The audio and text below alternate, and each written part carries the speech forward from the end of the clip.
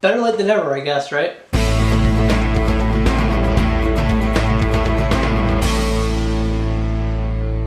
Yes, I promised a solo Star Wars Story spoiler review, and that's what you guys are getting today. I know it's really late. I've been working really hard on this movie, Hide and Seek. I hope you guys check it out when it comes out this Thursday, and I hope you guys enjoy it and love it, because it's a lot of hard work went into this. As you guys know, I really don't enjoy this movie. I said that in my spoiler-free review, but I wanted to sort of get into why I didn't like it. As I said in my review, there's a lot of things that just don't need to be explained. Like, I didn't need to see Chewbacca and Han Solo meet. I didn't need to see how Han got the last name Solo, which was probably the worst thing. Like, that's like prequel level garbage, that scene. That is awful. I hated that scene so much. I really despise that scene, and I just, it's horrible. As for Chewbacca and Han meeting, I didn't hate that as much, but I definitely was just kind of like, do we really need to see Han speak like a Wookiee? Because we've never seen that in the original trilogy, but now we know that that's something that he can do. And I just felt like, did I really need to know that? I didn't personally. Maybe some of you guys did, but I didn't. This spoiler review won't really be very straightforward talking about the movie. I'm just sort of going to analyze the situation that Star Wars is currently in, but I'm going to sort of disguise it as a spoiler review because I'm going to talk a lot about Solo as well, because I feel like Solo has a big part to play in this current state of the Star Wars franchise. So yeah, this movie flopped pretty hard. I can't really say it underperformed or anything. This movie bombed. It's a huge, massive, colossal failure. And a couple months ago, I did this video why I think Solo could fail. And as we were getting closer to the release date, I was like, yeah, no, I think I was completely wrong. I feel like this movie's going to be very successful. You started seeing the headlines, like Black Panther. It's outselling Black Panther's pre-sale tickets.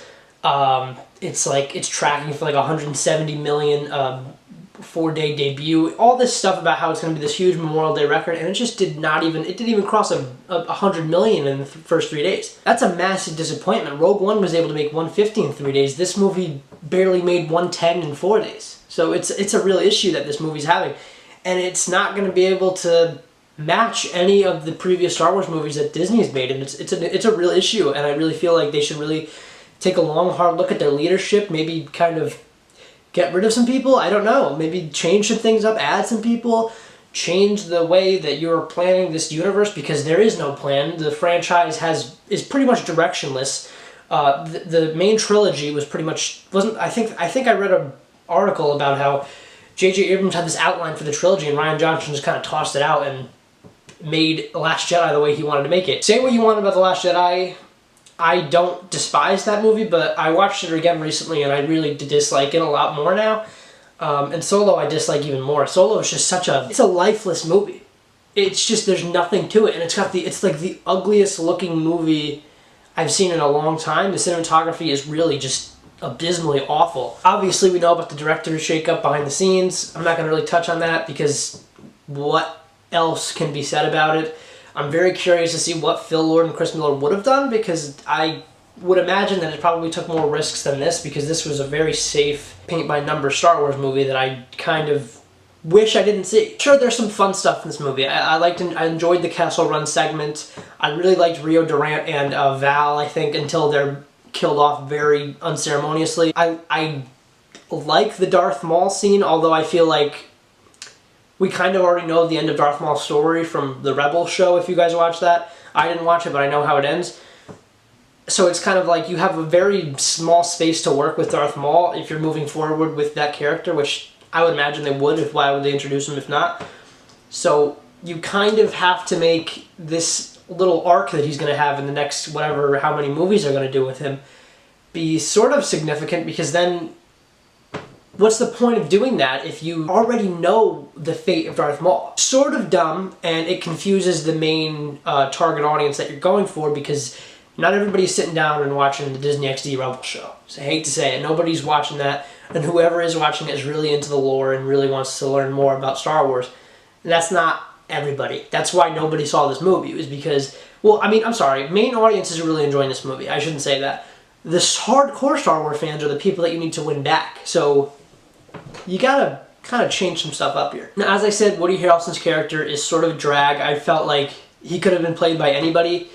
Although I did like the sort of twist ending that he had, where he was sort of the bad guy. I kind of thought not Darth Vader. I kind of thought Boba Fett would walk in at the end when they're like, oh yeah, he's been working with me all along, and then Woody Harrelson walks in. I was kind of hoping it would be Boba Fett because that would have been kind of cool, but again, yeah, that would have been kind of a waste as well. But no, I like the Woody Harrelson reveal. I really do like the Han shot first thing. I didn't really realize it when I first saw it, but I was like, oh yeah, that's a nice little jab and kind of being like, yeah, we did it right. It's one of the few things the movie did do right. I really like Alden Ehrenreich and Chewbacca's chemistry. I thought they worked really well together. They were very charismatic together, and I thought that their chemistry was really good. I loved all the Wookiee stuff where he's like rescuing that little Wookiee colony on Kessel. That was pretty cool. I like Qi'ra. I just kind of felt like you have this love of his life, and then you go into Empire Strikes Back and he's with Leia now. Don't really know about all that, but I do like Qi'ra. I think she's kind of an interesting character, and I would like to see more of her if they're going to do more with Darth Maul and her, obviously, now. Lando, I was a little underwhelmed by after thinking about it. I love Donald Glover. I love Donald Glover, and I really liked his portrayal as Lando. I just felt like he was a little underused, and he was kind of just used as a comedic tool, and I didn't really like that all that much because I love Lando and Empire Strikes Back and Return of the Jedi. Donald Glover did a great job. I thought he brought his all to it, and he's a worthy addition to play Lando. He's a worthy addition to the Star Wars universe, and he's really good to play Lando. And I would like to see more of Lando for sure, played by Donald Glover. L3 is the worst character ever. I really, the more and more I think about it, I just despise that character so much. I really did like Dryden Voss though. I thought he really added a lot. Paul Bettany was fantastic in this movie. He's not really in it that much, which is kind of unfortunate, but I did really like it when he was on screen, and I love the little face, emotion, light up face thing that he has going on. He's a cool Star Wars character. That really worked out for me. I kind of enjoyed him a lot. I would love to see a movie just about the underworld and just sort of like, you know, people like Dryden Voss sort of doing these like big gangster kind of heists. That would have been cool. I love the train segment. That was really cool. Well done. Let's talk about Enfys Nest. Oh my god, Enfys Nest is awful as well. She has this sort of character shift. In the beginning, she's this ruthless killer, and she kind of is responsible for killing, well, she doesn't directly kill Rio or Val, but she had a big hand in their deaths. And I kind of felt like at the end when she's like, we were on the same side, I was like, this is stupid.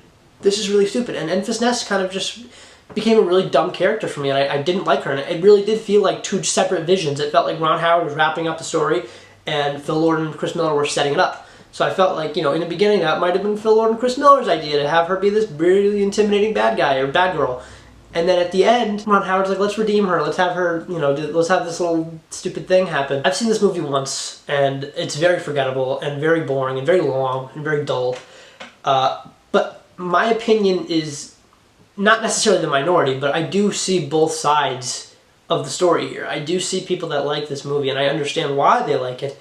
It just didn't connect with me. Maybe I need to see it again. It just did not hit for me. I don't know why. It's kind of sad to think about, like, the last remaining Skywalker in this new trilogy is Ben Solo, and his last name comes from a fucking Imperial officer who just sort of pulled the last name out of his ass. It's kind of funny, and it really does kind of tarnish the whole idea of Han Solo and who he is.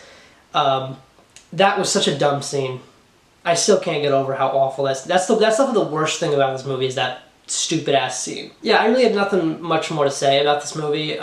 What did you guys think of Solo: A Star Wars Story? Be sure to comment down below in full spoiler detail, because everybody has already seen this movie, right? Nobody saw it. I don't even know what I'm doing here. I don't want to see a Solo 2. I would love to see Han Solo again, played by Alden Ehrenreich, but not in his own movie. I would love to see him sort of show up in something else. That would be really cool. What do you guys think? Let me know in the comments below. Be sure to check out Hide and Seek when it hits YouTube this Thursday. Thank you so much for watching. Be sure to like, comment, subscribe, and I'll see you guys next time. Goodbye.